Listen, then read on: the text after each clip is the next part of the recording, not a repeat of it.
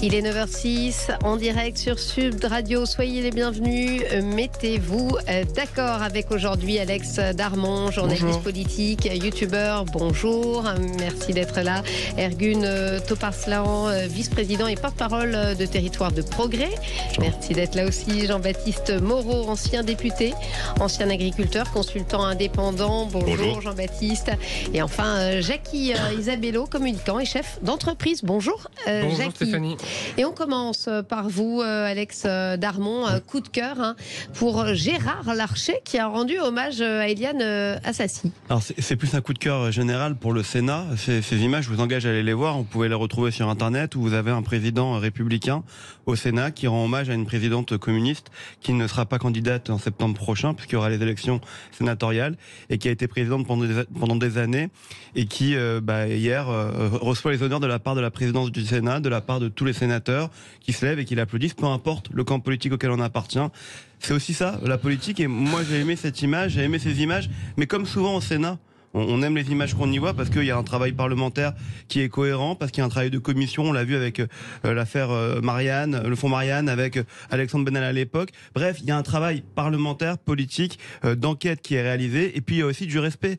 Et c'est aussi ça, la politique. Et c'est ce qu'on a vu hier. Et donc, ça m'a fait plaisir de voir cette image-là et je me dis peut-être que ça peut aussi recommencer par là, le fait que on retrouve un peu nos esprits, qu'on retrouve un peu de calme dans cette France qui est un peu agitée en ce moment et qu'on aimerait bien voir ces images à l'Assemblée nationale plutôt que de voir des gens qui tweetent en permanence pour faire monter les débats et les polémiques. Oui, et puis ça s'écharpe pas mal à l'Assemblée nationale. Jackie Isabello, on le voit, ça a été une année un peu compliquée avec notamment, il faut bien le dire, sur les bancs des Insoumis. C'était une stratégie aussi. Vous associez à ce coup de cœur pour le Sénat qui est beaucoup plus calme, feutré. Il y en a d'autres. Je n'étais pas au courant du coup de cœur d'Alex, mais Valérie Létard dans le Nord, qui pareil a été vice-présidente et qui cette année a décidé d'assurer sa transition. Voilà. Alors est-ce que c'est une caractéristique des femmes de pouvoir de savoir un peu plus anticiper que les hommes? Je ne sais pas.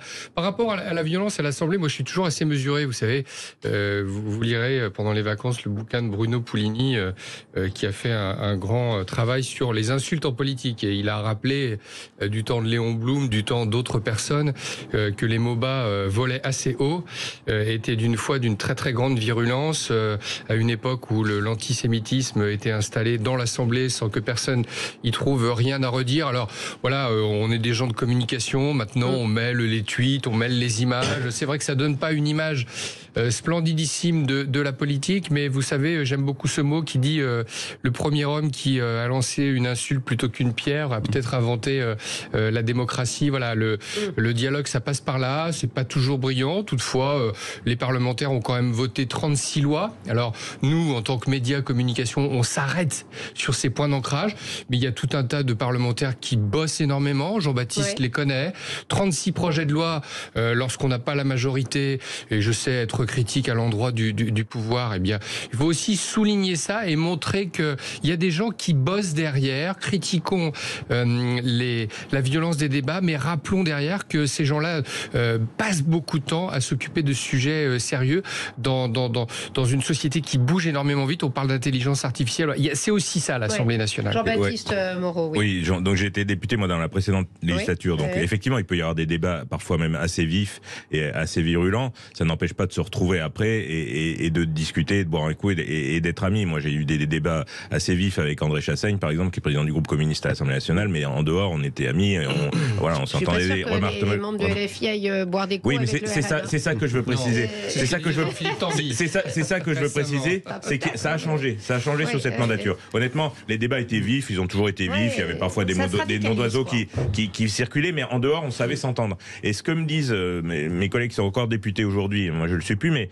ce qu'ils me disent, c'est que justement ça a changé, c'est que l'invective, elle se poursuit en dehors de l'hémicycle. L'hémicycle, c'est un peu un théâtre, il faut être honnête, il y a une part de mise en scène, et on sait, quand on est descendu de scène, revenir à une vie normale, à une civilité normale.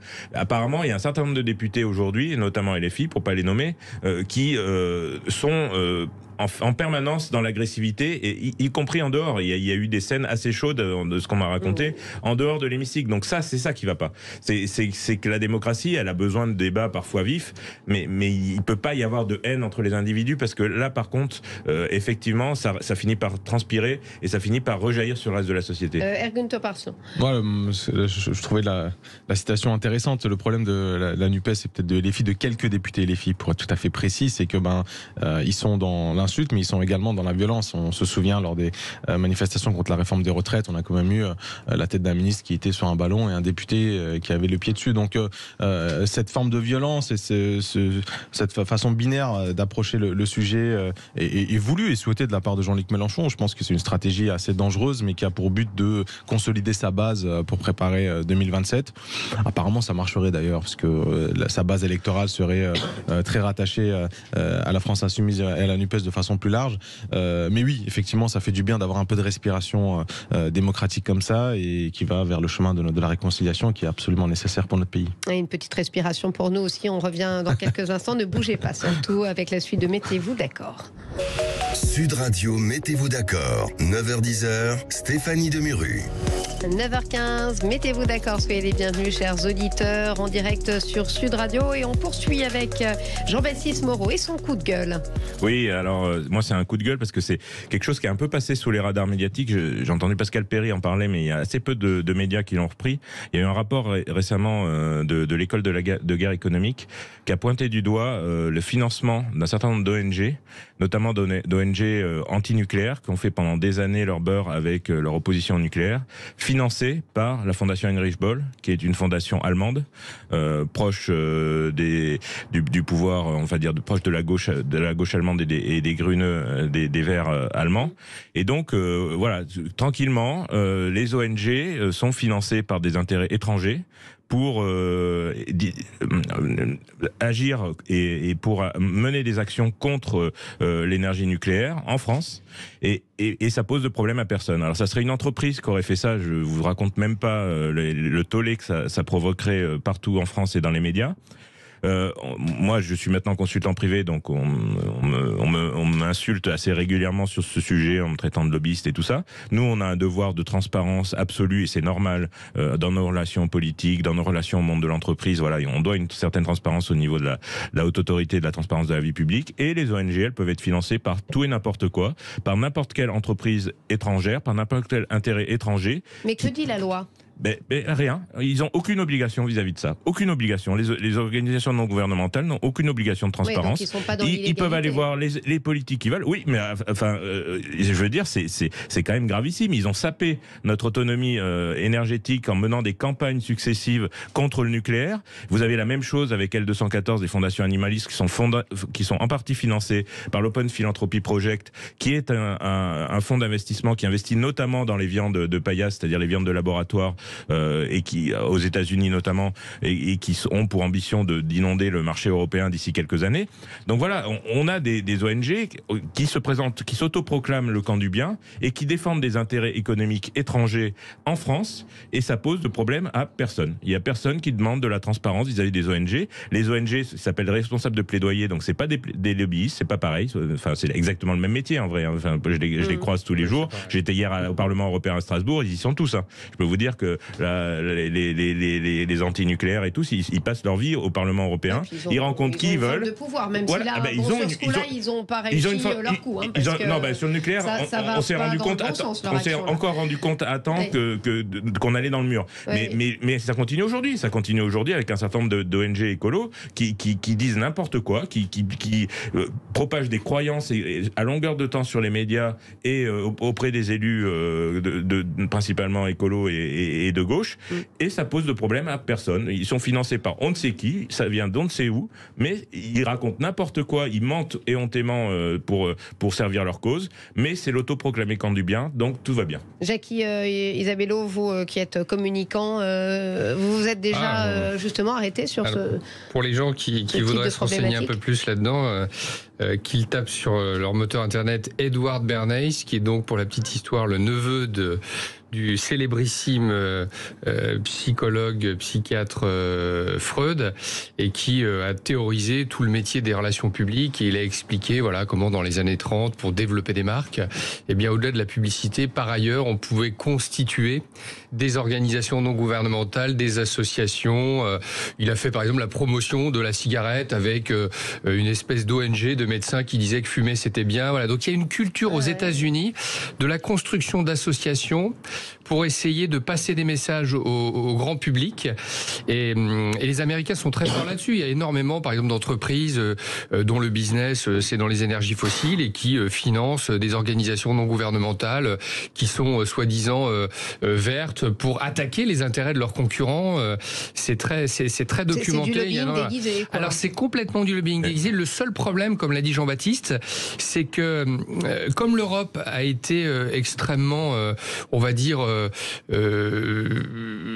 mal informée sur la manière dont la Chine contrariait nos intérêts, sur les ONG, c'est pareil. En France, on pensait que ONG, ça voulait dire le camp du bien incarné, alors que nombre d'ONG portaient des intérêts commerciaux derrière, mais déguisés sous la forme d'associations. Et la réglementation qui implique de déclarer les actions de lobbying qu'on peut faire ici ou là, elle n'est pas à la hauteur, par exemple, de ce que doivent faire à Bruxelles les lobbyistes ou ce que doivent faire les Américains. Alex Darmon, ça vous inspire quelque chose? Non, mais je suis pas très étonné de ce que vous dites. Effectivement, on parle souvent des lobbies, mais on parle aussi des ONG, mais on peut parler des associations. Aujourd'hui, il y a un vrai problème de toute façon dans tout ce qui est non encadré, non écouté, sur les organismes sur lesquels on ne s'est pas intéressé. Je pense notamment à la Ligue des droits de l'homme. On a vu ces dernières semaines. On en parle souvent ici. On a vu ces dernières semaines que c'était pas la même chose qu'il y a 20 ans ou 30 ans, cette Ligue des droits de l'homme. Qu'elle s'était développée autrement, que quelquefois elle flirtait aussi avec un peu du fantasme ou des points qu'elle n'avait pas vraiment développés. Bref, en fait, malheureusement, c'est aussi ça la démocratie, c'est chacun fait comme il veut, ce qu'il veut, quand il veut, et il va voir qui il veut. Mais c'est vrai que c'est pas encadré. Voilà. Non, ce qui est gênant, c'est la tromperie sur le public, parce qu'on pense qu'ils ont autorité, on se dit mais vous savez, attention, vous avez raison. Et du coup, ça peut on pense qu'ils ont forcément raison. Et je condamne pas les méthodes. Je veux dire, les hommes politiques sont pas des poissons rouges. C'est pas parce que quelqu'un va les rencontrer qu'ils vont être convaincus. Oui, mais c'est ça. C'est pas parce qu'ils vont rencontrer un leader d'ONG ou un responsable lobbyiste qu'ils vont se rallier à la cause de cet homme-là. Il est capable, l'homme politique et la femme politique est capable de prendre du recul et décider. Ce que je condamne, c'est qu'on demande de la transparence à certains dès qu'il s'agit du monde de l'entreprise. Mais par contre, sur l'associatif ou le monde des ONG, là, c'est pas un problème. On peut être totalement opaque, il n'y a pas de souci. Oui, Ergun. Non, je pense qu'on a malgré tout besoin des ONG. C'est vrai qu'il y a une zone de flou, il faut se dire, parce qu'on voit des carrières, y compris d'hommes politiques après ou de femmes politiques qui se retrouvent à la tête des ONG. On imagine des salaires lucratifs, mais on ne sait pas trop lesquels et comment c'est financé. Effectivement, on a un besoin de clarté. D'ailleurs, à chaque fois qu'une ONG communique, je pense, on en connaît des très influents dans notre pays. Elles doivent, je pense, indiquer également quel type de structure et quel type de financement. Oui, parce qu'il avait regardé le fonds Marianne, ça a quand même fait il y a un scandale. Alors, c'est l'argent de l'État, mais enfin, voilà, c'est exactement ça. Des donc interrogations, qui finance un peu tout ça, on a besoin de pédagogie aussi au niveau de nos concitoyens. Par contre, on a besoin aussi de contre-pouvoir. Je ne sais pas si c'est vraiment un contre-pouvoir, mais d'aspects critiques, aussi des réflexions qui peuvent être éloignées de nos intérêts à l'instant T, mais qui ont besoin d'exister, qui présentent des centres d'intérêt aussi, parfois qui se regroupent à travers cela. Effectivement, tout ça doit se faire dans un cadre un peu plus sérieux que ce qu'on connaît actuellement, parce que là, actuellement, c'est un peu. Elles sont indispensables, les ONG. C'est pas une question. Elles sont indispensables. C'est pas une question de les remettre en cause. Et peu importe ce qu'elles défendent, elles ont le droit de le défendre. C'est pas un souci. Mais qu'il y ait la même transparence que dans le monde de l'entreprise, et pour que tout un chacun. Il y a beaucoup de personnalités politiques à la tête des ONG, je ne vais pas les citer pour pas créer de problème, mais qui étaient très souvent pour encadrer le salaire des patrons entre le patron d'entreprise et les salariés. Certaines études de Oxfam, par exemple, sont remises en cause par les économistes. Enfin, il y a des fois sur des questions de pauvreté. Et puis, Stéphanie, puisque vous avez posé la question, osons aller au-delà du Rubicon. Oui. Le souci, vous avez vu le débat qui est en ce moment. Ah oui, la presse, elle commence à être financée par certains industriels. Voilà, ça c'est le grand débat. Mais ces organisations non gouvernementales, elles n'auraient pas éclos, elles n'auraient pas eu cette place s'il n'y avait pas eu, avec une certaine presse, une association pour promouvoir des contenus qui parfois auraient mérité de plus larges enquêtes. Et donc certains éditorialistes qui sont installés dans une presse qui avait pignon sur rue et qui était fortement orientée à gauche, cette association-là, faut le dire aux Français. Alors ceux qui connaissent le savent, mais tout le monde ne le sait pas. Et Jean-Baptiste en souligne une part, mais il y aurait bien d'autres choses à dire. Voilà pour votre coup de gueule, Jean-Baptiste. Jackie, vous, c'est le coup de cœur, hein, c'est bien. Vente des rafales à l'Inde. Je soutiens toujours. Alors Françoise ne va pas être contente parce qu'elle nous a dit le plus grand bien qu'elle pensait de Narendra Modi, qui selon elle n'est pas. Écoutez, je ne sais pas si mon fils sera d'accord sur Narendra. Mais enfin, au moins, il achète des rafales. Moi, je suis très conscient du fait qu'un État comme le nôtre, il a un modèle social et qu'il faut dire aux gens, voilà, on a des intérêts, il y a des choses qu'on fait. Si vous n'êtes pas d'accord, eh bien voilà, on peut aller vivre ailleurs. Et nous, pour assurer le modèle social de l'entreprise, défendre les intérêts de la France. Moi, j'ai fait mon service militaire, je suis réserviste dans la marine, je défends les intérêts de mon pays. Et puis, je suis ravi de dire que ce partenariat qui est très ancien avec l'Inde, nonobstant tous les problèmes qu'ils peuvent avoir par ailleurs, mais qui n'en a pas, eh bien, ce partenariat continue de se construire. Il s'est élaboré dans les années 50, à l'époque où Dassault avait réussi à vendre à ce pays non aligné, qui est quand même celui qui a inventé, par l'intermédiaire de Nehru, cette expression de non-alignement. Eh bien, continue de vendre des Rafales. C'est un très bel avion, moi qui l'ai vu sur les porte-avions. Et en plus, ce qui est génial, c'est que c'est la première fois qu'on vend ce type d'avion, c'est-à-dire un Rafale marine. Alors pour dire aux gens, voilà, un Rafale normal, dans l'armée de l'air, il y a 2 pilotes. Vous avez vu, c'est comme dans Maverick. Ne me lancez pas là-dessus, moi je vais faire un débat toute seule sur Top Gun. Et puis dans le Rafale marine, il n'a pas de copain, il est tout seul. Voilà, donc il doit faire les deux. On a eu du mal à le vendre quand même, ce Rafale. C'est la première fois qu'on vend ce Rafale marine, parce que les Indiens construisent un deuxième porte-avions. Alors on a mis du temps, et maintenant il se développe énormément, parce que la France arrive à développer une posture un peu particulière, dans une zone qui est compliquée, parce que vous avez vu que les Australiens ont dénoncé un contrat. Je ne vais pas être trop long, mais cocorico, on est presque au 14 juillet, et de pouvoir annoncer ça. C'est bien de pouvoir faire un cocorico en ce 14 juillet. Pour l'industrie française. Ergun Topaslan, votre coup de cœur, vous, Elisabeth Borne, Sophie Binet, Léon, 3 femmes pour l'agenda social. Que des femmes, contrairement à ce plateau où, heureusement, je sauve l'honneur de l'agenda féminine. Oui, c'est ça. C'est une remarque que je me suis faite d'ailleurs un peu par hasard ce matin en relisant la presse à la suite des réunions qui ont lieu le 12 juillet avec les représentants des syndicats. Donc on avait Elisabeth Borne, notre première ministre, qui avait en face d'elle donc Sophie Binet, secrétaire générale de la CGT, et Marie-Lise Léon, nouvelle secrétaire générale de la CFDT. Et ce qui était plutôt normal pour nous à accepter actuellement, c'est qu'on avait 3 femmes qui allaient dicter l'agenda social de notre pays. Et je trouvais ça assez particulier, assez positif de ne pas le citer, le fait que ce soit 3 femmes qui soient autour de la table. Et je pense que ça nous fait un bien fou, surtout que on a retrouvé le sens d'un dialogue, que chacun a fait part de l'utilité de cette réunion, et surtout ça donnait des perspectives de négociation et de discussion intéressantes à la rentrée sur la réforme de la formation professionnelle, la seniorité, la pénibilité dans l'emploi, peut-être une nouvelle page du dialogue social renoué, retrouvé, et des personnages qui marqueront l'histoire du dialogue social de notre pays. On verra ça, si elles marqueront. Peut-être. C'est mon coup de cœur. Les femmes qu'elles vont plus marquer que les hommes, mais enfin on verra. Effectivement, bravo pour votre coup de cœur, et puis on se retrouve dans quelques instants. Sud Radio, mettez-vous d'accord. 9h-10h, Stéphanie Demuru. Il est 9h30 en direct sur Sud Radio. Mettez-vous d'accord. La suite avec nos invités Alex Darmon, Ergun Topaslan, Jean-Baptiste Moreau et Jackie Isabello. Veille du 14 juillet. Je ne sais pas si vous avez prévu d'aller au bal, mais enfin, en tout cas, ça sera avec les forces de l'ordre. 130 000 forces de l'ordre déployées, des feux d'artifice annulés dans certaines villes. Pour certains, eh bien, ça révèle vraiment un malaise. Ça dit quelque chose de la société française. Est-ce que vous partagez cette opinion, Alex Darmon? Bah oui, enfin, franchement, dire l'inverse, ce serait vouloir partir en vacances, profiter du soleil et oublier tous les problèmes. Ouais. Voilà. Enfin, mon début de chanson, c'est pas mal. Non, mais en l'occurrence, oui, moi, ça m'interpelle, le fait que on ait des feux d'artifice qui soient annulés dans certaines villes, que 130 000 forces de l'ordre. en 2 jours pour le 14 juillet. Oui, il y a un problème. Et le raid, les oui, non, mais il y a tout. d'élite. Et en même temps, si on faisait pas ça, si on n'était pas prévoyant, si l'État n'était pas prévoyant, qu'est-ce qu'on dirait? Parce que faut être honnête, les émeutes de ces dernières semaines ont été arrêtées grâce aux forces de l'ordre, grâce à la dissuasion, grâce à l'ordre qui est revenu aussi dans les rues, grâce à leur travail. Donc moi, honnêtement, je dis il faut faire attention parce qu'il se passe quelque chose qu'on sous-estime. On a l'impression que ça y est, c'est passé. Enfin, pas sur les plateaux de télé, en tout cas plus dans le quotidien, quand vous parlez avec les gens, quand vous êtes au travail, quand vous êtes en famille. On a l'impression que c'est passé, que ça va pas revenir.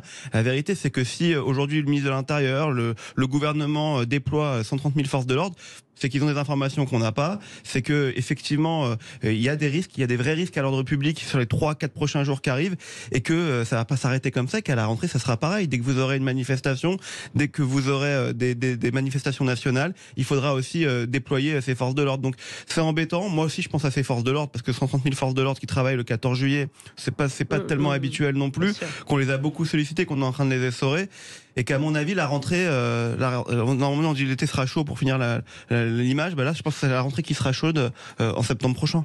Jackie Isabello.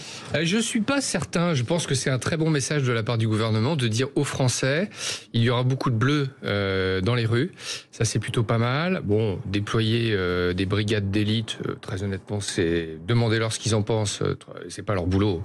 Enfin, vous voyez, c'est comme si moi j'allais faire du maintien de l'ordre parce que je suis capable de parler à quelqu'un et de faire de la rhétorique. Enfin, c'est pas le sujet. Ils sont pas formés pour ça. Ils ont pas les armes pour ça. Les protocoles, ce ne sont pas les leurs. Quelqu'un qui va tuer un terroriste dans un Boeing 747 au GIGN ou au RAID, c'est pas du maintien de l'ordre. Voilà, c'était un Airbus. Vous avez raison de me rappeler, surtout moi. Voilà, donc ça c'est un premier point. Après, je pense que sur les émeutes, il faut attendre un peu parce que l'ensemble des sociologues qui ont commencé à regarder ce qui s'est passé vous disent bien. La comparaison avec 2005, elle n'est pas possible. On l'a vu avec les Gilets jaunes, quand le peuple s'enflamme, eh bien, ça grossit, et ça arrive à une espèce de point de non-retour, ce qui ne s'est pas du tout passé là. Alors, les forces de l'ordre ont joué un rôle considérable, mais je veux dire, quand le peuple s'enflamme... forces de l'ordre en 2005, oui, mais vous avez vu, ça s'est arrêté du jour au lendemain. C'est-à-dire que s'il y avait eu un maillage de certains territoires avec une colère sociale immense, ça aurait duré beaucoup plus que ça. Et puis, deuxième point, vous avez vu que les Français ont dit majoritairement, alors qu'ils étaient encore dans l'émotion, on ne tolère pas les émeutes, on est derrière les forces de l'ordre, c'est pas possible. Et même dans tout un tas de banlieues. Donc, quand on regarde la carte des politiques de la ville, quand on regarde la carte des émeutes, quand on regarde la carte des saccages, on n'arrive pas à faire un point d'inflexion ou un point d'ancrage en se disant voilà d'où vient le problème et où est la causalité pour parler sociologie et économie. Voilà. C'est un débat. Est-ce que ça pourrait repartir? Moi, je ne pense pas. Je prends énormément de risques. Ce serait plus simple de dire que ça va repartir et puis on passerait. Mais c'est en tout cas extrêmement positif en termes de communication de dire il y aura beaucoup de bleus, mesdames et messieurs. Business as usual. Le 14 juillet, eh bien, c'est pas négociable. C'est notre fête nationale. Moi, je vais aller voir le feu d'artifice avec mes enfants. Je vais en profiter pour les saouler un peu, pour leur donner un peu de message sur bleu, blanc, rouge. Alors après, on les annule pour des histoires d'émeutes. Oui, il y a les sécheresses. Il y a les incendies, il y a les sécheresses. Il y a les risques d'incendie. Il ne faut pas agréger tous les chiffres parce que vous voyez, on commence à dire les émeutes sont annulées. Enfin, on annule à cause des émeutes et ça n'est pas que ça, mais c'est aussi ça. Jean-Baptiste. Non, mais effectivement, c'est pas que ça. Les feux d'artifice, il y a aussi les problèmes de sécheresse dans le sud, dans l'est notamment aussi, où il y a. Et après le 14 juillet, c'est toujours un moment un peu tendu. Enfin, ça devrait pas. Oui, mais enfin. Oui, on est d'accord, mais c'est rentré un peu dans les mœurs, les voitures brûlées le 14 juillet. Enfin, je veux dire, ça fait des années que ça dure. C'est pas pour ça que c'est acceptable. Mais moi, je suis un peu comme Jackie Isabello, au risque de passer pour un affreux optimiste, mais je pense que ça ne redémarrera pas, mais pas forcément pour les forces de l'ordre, parce que je pense que ce n'est pas que ça. C'est ça aussi, bien sûr. C'est pas que pour ça que ça s'est arrêté, en vrai. En vrai, il y a des policiers qui en ont témoigné d'ailleurs, c'est que les réseaux de trafic de drogue ont dit on arrête la plaisanterie, on a besoin de faire du business, il y a des touristes, donc arrêtez de nous emmerder, rentrez à la maison. Ce qui est peut-être, c'est peut-être pire parce que c'est un cercle vicieux. Mais on le sait, enfin je veux dire, on est dans une gigantesque hypocrisie où l'ordre social, où l'ordre républicain est maintenu par les trafiquants dans ces quartiers. Oui, mais c'est un fait. Enfin, Non, mais moi je veux bien qu'on dise que c'est grâce à cause. Non, mais je dis pas que c'est que ça. Non, mais des trafics de drogue, que ça s'est arrêté et tout. Enfin, il y a aussi autre chose qu'on oublie, c'est qu'on est au mois de juillet, que les émeutiers, pour la majorité, et ça c'est vrai aussi, avaient entre 14 et 17 ans, 18 ans, qui sont partis en vacances. Moi, je dis que ça va reprendre. Pas tous, beaucoup de vous savez, ça a aidé. Non, mais vous savez, ça a aidé. Le fait qu'on soit au mois de juillet, que ça soit les vacances, croyez-moi, ça a aidé au fait qu'ils sortent peut-être plus la nuit, ils soient plus à Paris, plus chez eux. Ça, c'est le premier point. Et le deuxième point, c'est à la différence de 2005, c'est qu'ils sont extrêmement jeunes. Et on l'a dit, on l'a répété, mais ça c'est hyper important, il faut l'entendre. Il y a une violence aujourd'hui dans notre société que moi, vous en avez parlé sur votre plateau, ce qui s'est passé avec... et c'est pareil, entre 14 et 17 ans. Les gens qui l'ont tabassé à mort. Et donc, on peut pas dire ça va pas reprendre, c'est qu'il y a un problème aujourd'hui structurel. Ah oui, mais le problème endémique, il est pas résolu, ça on est bien d'accord. Et donc, dire ça va pas reprendre et on va passer à autre chose. Non, en fait, ces jeunes-là qui ont grandi là-dedans, qui ont pas été... Alors, attention, c'est pas tous là aussi. Faut pas faire de généralité, bien évidemment. Mais en tout cas, ces jeunes-là qui ont grandi là-dedans, qui ont grandi dans cette violence et qui aujourd'hui ont une haine pour certains. Et pour l'avoir vu, moi, sur le terrain, en tant que journaliste et documentariste, je peux vous dire, c'est compliqué.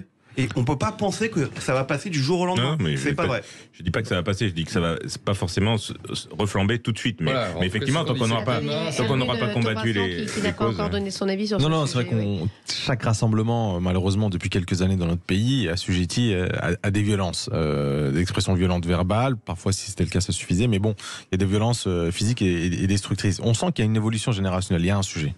Et c'est très compliqué de le prédire. On ne sait pas comment vont réagir ces jeunes-là dans 10-15 ans. Ils ont vécu dans un monde. Ils ont 30 ans. Bon. Ils ont grandi dans un monde qui est un peu spécial avec une banalisation de la violence à travers les jeux vidéo, les réseaux sociaux. C'est-à-dire que la culture, n'importe quel enfant à 10-11 ans a déjà vu un film pornographique et a déjà vu des bagarres violentes sur son téléphone sans que son parent soit au courant. Vous aussi, vous accusez les réseaux sociaux alors comme Emmanuel Macron. J'accuse pas, mais je constate que c'est un énorme outil d'évolution, pas un progrès technique majeur, mais qu'il y a des dégâts collatéraux qu'il faut qu'on puisse maîtriser dans nos jeunes générations. On le voit, je veux dire. En 2005, moi j'étais très jeune, le rapport à la violence c'était absolument pas le même. Pour nous c'était quelque chose de très dur à accepter, à vivre. Mais là on voit qu'aujourd'hui il y a une banalisation énorme. Il y a une banalisation. Et donc chaque rassemblement est sujet à risque. Et là je pense que l'exécutif a plutôt bien géré la phase après les émeutes, même y compris la partie juridique, parce que ça n'arrive pas quand même, parce que là vous dites effectivement maintenant en termes de prévention, on a un énorme sujet. Je suis pas certain que l'aspect sécuritaire soit unique. 650 millions d'euros de dégâts, enfin voilà. Non, je suis d'accord avec vous, mais c'est vrai que d'un point de vue sécuritaire, la prévention, là, je pense qu'on est sur un chantier que personne ne maîtrise. Il faut être très humble face à ce chantier de prévention sur les aspects sécuritaires. Mais on a répondu présent sur la répression. Oui, bien sûr. Alex Darmon. Ce qui est intéressant, c'est sur les jeux vidéo et les réseaux sociaux. Quand vous avez le président Macron qui en conseil de sécurité dit on a un problème en fait, on n'a pas assez encadré sur les réseaux sociaux, mais aussi on a laissé les jeunes jouer aux jeux vidéo, tout le monde se fout de sa gueule. Tout le monde dit mais c'est n'importe quoi, comme si c'était de la faute des réseaux sociaux et des jeux vidéo. Mais franchement, regardez, on est tous très jeunes, c'est pas le problème, mais on a tous 30, 40, 50. C'est ce que tu veux dire, les terrain glissant. Non, mais est-ce que vous avez vu les jeux vidéo aujourd'hui? Est-ce que vous avez joué à une partie? Quand vous avez des images, qu'on les voit ces images. Non, mais c'est vrai que les jeunes, vous avez beau interdire au moins de 18 ans un jeu, vous êtes sûr que votre ado de 14 ans il joue. C'est accessible, il peut l'acheter, il peut faire ce qu'il veut sur les réseaux, il peut jouer en ligne. Il peut jouer à l'autre bout du monde avec des personnes là où les législations ne sont pas les mêmes et donc les images ne sont pas les mêmes. Et ça, c'est un vrai problème. Il faut pas dire les réseaux sociaux c'est pas grave ou les jeux vidéo c'est pas grave. Si c'est grave, parce qu'on montre des images très jeunes à nos enfants. C'est d'autant plus grave qu'il y a aussi une faillite. Enfin là aussi il l'a dit et il s'est fait rabrouer sévèrement, mais il y a aussi une faillite dans l'éducation. Enfin il faut être très clair. Il y a un manque d'encadrement. Alors attention, je dis pas que les réseaux sociaux et les dangers des réseaux sociaux, ma fille est pas exposée comme les autres. Je ne juge pas par rapport à ça, mais clairement, il y a quand même une faillite d'éducation pour que des gamins de 12-13 ans se retrouvent dans la rue à minuit pour aller. Les parents, Emmanuel Macron. Alors les sanctionner, moi je sais pas. Mais ce qui est certain, c'est que ce qui est certain et mon avis, c'est que si les parents sont dans l'incapacité d'élever des enfants de 12-13 ans, à ce moment-là, il faut en tirer les conséquences. Il faut ouvrir davantage de centres d'éducation fermés, il faut trouver des alternatives, les exfiltrer des quartiers parce qu'ils sont dans des milieux où la violence entretient la violence. Enfin, il faut trouver des solutions, mais je veux dire, on peut pas là-dessus juste constater, et je suis pas sûr que juste les taper au portefeuille suffira, parce que c'est un problème de base. C'est des générations d'enfants qui n'ont pas vu leurs parents se lever pour aller travailler, qui n'ont pas vu... Il faut analyser plus profondément ce qui s'est passé avant de décider les politiques à conduire. On dirait Emmanuel Macron. Quand Ziad et Bouna sont grillés dans un transformateur à l'époque, comment se passe, c'est que ça s'enflamme dans les banlieues. Il y avait un vrai message qui était la lignée de ce qui s'était passé depuis 30 ou 40 ans. Là, quand vous avez une image d'un jeune qui en est à sa 15e interpellation, qui roule, qui pilote une voiture de 80 000 euros, qui est une superbe Mercedes que vous et moi on peut pas se payer ou qu'on n'aurait pas, le message qui est envoyé à tout un tas de parents qui sont dans les banlieues et tout ça, il est pas du tout le même. Et derrière, des gens qui s'autorisent à se dire, puisque c'est la pagaille, on va se servir. On a besoin d'analyser ces choses-là pour se dire où sont les lignes de fracture. Parce que quand vous allez dans ces territoires, quand vous allez discuter avec une femme de ménage qui parfois élève ses enfants seuls, qui se lève tôt le matin, qui a une poigne de fer, qui a une autorité, qui ne laisse pas bouger ses gamins, elle n'est pas du tout d'accord pour dire que elle est déficiente, même si c'est compliqué. Donc c'est de se dire qu'est-ce qui s'est passé véritablement là, et à partir de ça, je ne pense pas que ce soit que le problème des quartiers. Moi, je pense que ce qu'il faudrait faire, au-delà de demander au président de la République de nous faire des commentaires, moi, mon fils, c'est un super athlète. Quand il joue à FIFA 23, il a compris qu'il n'était pas aussi fort qu'Mbappé. Et pourtant, il y joue tous les jours. Donc, quand il joue à Call of Duty, je pense qu'il est assez d'accord qu'il n'est pas Rambo. Faut pas non plus accélérer un petit peu les choses. Mais là où il aurait intérêt à pousser sa réflexion, c'est de se dire, et il l'a dit un peu, on l'a pas assez relayé, est-ce que j'aurais pas dû travailler un peu plus avec Jean-Louis Borloo, qui a fait énormément de choses sur un travail de banlieue, de rénovation. Parce que ça travail de fond, il fallait le poursuivre, même si on a dépensé énormément d'argent, plutôt que d'incriminer les réseaux et les jeux vidéo. Ça, c'est de la vraie politique. Il faudrait relancer ça. On poursuit ce débat dans quelques instants. Restez avec nous. On retrouve Mettez-vous d'accord et nos invités dans une poignée de minutes, même pas.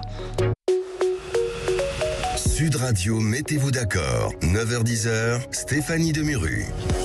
La suite de Mettez-vous d'accord en direct sur Sud Radio, il est 9h46. Soyez les bienvenus. Nous sommes en compagnie d'Alex Darmon, Ergun Toparslan, Jean-Baptiste Moreau et Jackie Isabello. On parlait des réponses politiques après ces émeutes avec un débat de fond. Il y avait plein d'idées dans ce studio. Et vous, Ergun Toparslan, vous apprêtiez à prendre la parole. Oui, après les émeutes de 2005, c'est vrai qu'il y avait une certaine revendication, une certaine volonté d'égalité. C'était le message principal qui était passé, parce qu'on sentait qu'il y avait un traitement qui était inégalitaire. À la suite de ça, il y a quelques générations, dont la mienne, dont je faisais partie, qui s'est engagée sous différentes formes, associatives, syndicales et politiques, dans des partis traditionnellement de gauche. Et c'est vrai que l'aspiration que cela a amené en 2012, je pense à mes amis, Ali Soumaré ou autres, qui sont engagés, qui ont été d'ailleurs mis en avant aussi, la concrétisation politique n'a pas eu lieu. Donc la classe politique, de façon générale, en particulier la gauche, a complètement loupé la promesse qu'elle avait faite aux générations post-2005. Donc aujourd'hui, déjà les aspirations sont un peu différentes, mais on n'a même aucun rôle modèle à leur proposer aux mecs en disant engagez-vous dans la section de votre parti, de votre ville, aux élections municipales, ensuite départementales et régionales, vous passerez aux commandes si vous êtes les plus travailleurs, etc. Cette promesse-là, en politique, elle n'a pas marché. Maintenant, la volonté, ce qui est important pour nous, c'est de faire revivre cette promesse-là à l'échelle républicaine nationale. Et c'est là qu'il y a un gros chantier à mener. Le dernier espoir, le dernier rempart, on va dire, pour ma génération à moi, c'était le séisme politique qu'a provoqué Emmanuel Macron, en disant on va casser la gauche et la droite qui instrumentalisent à chaque fois ce type de revendication pour prendre le meilleur des deux camps et essayer de tirer notre pays vers le haut. Et en réalité, on a l'impression que c'est le dernier recours qui nous permettra de faire une proposition républicaine solide à toutes ces générations-là. Sauf qu'aujourd'hui, on a en face de nous des jeunes qui n'ont pas trop de revendications politiques, qui sont uniquement dans une démarche de destruction, sans réelle volonté précise, sans sortie de politique qu'on peut projeter. Messieurs, je voulais vous faire réagir aussi sur l'un des débats du jour, Emmanuel Macron qui ne prendra pas la parole pour le 14 juillet. Alors on précise qu'il l'a pris que 2 fois sur 6 justice, hein, mais là, c'était les 100 jours, la fin qui était supposée célébrer une période d'apaisement. Ça vous inspire quoi, Alex Darmon? Il aurait quand même dû parler, Emmanuel Macron. Il va le faire dans quelques jours, mais là, c'était symbolique. Moi, je travaille pas avec lui, donc il fait... Non, mais voilà, votre avis, est-ce que vous attendiez quelque chose du président de la République? Non. Ça aurait apaisé les choses, je ne sais pas. Honnêtement, non. Votre question, elle est légitime, elle est intéressante. En vous remerciant. Non, mais est-ce que j'attendais quelque chose? Non, et je pense pas que les Français, objectivement, attendaient quelque chose d'une prise de parole potentielle du président de la République ce 14 juillet. Vous savez, il a toujours fait ce qu'il voulait, Emmanuel Macron. Hein. Donc là, il nous avait parlé de faire un remaniement. Finalement, hier, quand il annonce qu'il prendra la parole dans quelques jours, peut-être qu'il la prendra pas au final. Peut-être qu'il y aura pas de remaniement. Peut-être qu'il y en aura un. Voilà, c'est dans la ligne. Vous êtes un peu résigné, un peu blasé. Non, même pas blasé. Non, je vous dis, je suis habitué. C'est une forme de présidence. Et puis, franchement, il aurait pris la parole pour dire quoi? Objectivement. C'est un petit peu compliqué. Ce qui est important, c'est le contenu de ce qu'il va dire. C'est pas quand il va le dire, que ce soit 14 juillet, le 26, on s'en fout. Ça vous a pas échappé, hein, c'est la fin des 100 jours. A priori, de ce que j'ai compris, c'est le 26, exactement, la fin des 100 jours. Donc voilà, bon, peu importe. Mais peu importe, on s'en fout. Voilà, on s'en fout pas. Mais il va, a priori, de ce que j'entends, c'est pareil, on a beau échanger de temps en temps, on n'échange pas sur tout et il va la prendre, donc la parole. Mais l'important, c'est qu'il refixe un cap. À l'issue de ces 100 jours, c'est surtout ça. La première ministre a travaillé, notamment avec comme l'a dit Ergun tout à l'heure, avec les partenaires sociaux. Il y a un certain nombre aujourd'hui de chantiers qui sont en cours, et c'est ça qu'il faut qu'il remette. On parlait tout à l'heure des banlieues. Je pense qu'il faut qu'on remette sur le tapis une vraie vision d'aménagement du territoire, d'articulation entre les métropoles, le périmétropole et la ruralité. Je pense qu'il y a vraiment une nécessité d'avoir une vraie vision d'ensemble et un cap à fixer pour les 4 ans de mandat qui restent aujourd'hui. Et je pense que c'est ça. L'important, c'est le fond et le contenu de ce qu'il dira. Et donc, je préfère qu'il prenne 10 jours de plus si c'est vraiment pour travailler sur le fond, plutôt que de faire un truc formel le 14 juillet où il y aura aucune annonce. Et peu importe aussi le remaniement par maniement, on verra. L'important, c'est faut vraiment refixer un cap. Et je pense que c'est ce qu'on s'est aperçu ces derniers jours. On a besoin aujourd'hui d'un président qui préside et donc qui fixe vraiment le cap, et après les hommes et les femmes qui conduiront ces politiques, à la limite celle-là ou d'autres, peu importe, c'est pas le problème, mais ce qui est important, c'est le contenu de son intervention et pas si c'est demain, après-demain ou dans une semaine. Oui, le communicant va s'exprimer. Il a bien fait, en tout cas en termes de timing, c'était pas idéal, c'est vrai. Pas très d'accord avec mon ami Alex aujourd'hui, c'est bien, je suis content de le voir. Non, moi je pense qu'au contraire, il aurait véritablement dû prendre la parole, et une parole forte. Pourquoi ? Vous avez vu, pendant la période où il y a eu le terrorisme, vous avez eu 2 lignes qui se sont battues en disant, certains qui disaient oui, alors la liberté d'expression, jusqu'où ça va, si ça peut choquer. Et il y a des gens qui ont dit, mais il faut surtout pas transiger sur la liberté d'expression, c'est une marque de fabrique française. Donc que les médias aient le droit de caricaturer, tout ça, il y a eu beaucoup de débats. Là, c'est pareil. C'est de dire, pendant ces émeutes, qu'est-ce qui s'est passé ? Gros travail des forces de l'ordre, gros travail des élus locaux. On n'a pas parlé des maires qui ont quand même fait un boulot assez formidable, et de tout un tas d'associations. Et puis surtout, une expression massive des Français qui ont dit pas de violence, pas d'émeute, les saccages, c'est pas tolérable. Et le président, qu'est-ce qu'il dit là aujourd'hui ? Quelqu'un aurait dû lui dire, mais monsieur le président, le 14 juillet, c'est avant vous, c'est comme le PSG, c'est une institution. Avant vous, après vous, c'est plus fort que tout. Et donc, il faut le célébrer. Et par cette parole forte, pour rappeler le travail des forces de l'ordre, pour rappeler le travail des élus locaux, pour rappeler le message des Français qui était limpide sur le fait qu'ils ne voulaient pas de bordel dans la rue. Comme en 68, à un moment, les Français ont dit stop, maintenant on arrête. Et donc que le président, à un moment, dise voilà ce qui s'est passé. Et ben il a préféré, vous savez, un peu comme dans une classe, il y en a 2-3 qui foutent le bordel. Eh bien, on s'habitue à ça et on demande à ceux qui foutent pas le bordel de mettre leurs opinions de côté. Et ça, c'est dommage. Et d'un point de vue du communicant, comme du citoyen, je pense qu'il aurait dû prendre la parole, et que pour une fois, ça aurait été une parole attendue. Merci en tout cas à vous tous, messieurs, Alex Darmon, Ergun Topalsan, j'ai écorché votre nom, c'est bien ça, Topalsan, Jean-Baptiste Moreau et Jackie Isabello d'avoir été avec nous pour Mettez-vous d'accord, et à très bientôt, à l'année prochaine peut-être pour vous. Et maintenant, c'est déjà en cuisine. Sud Radio, 9h-10h, Mettez-vous d'accord.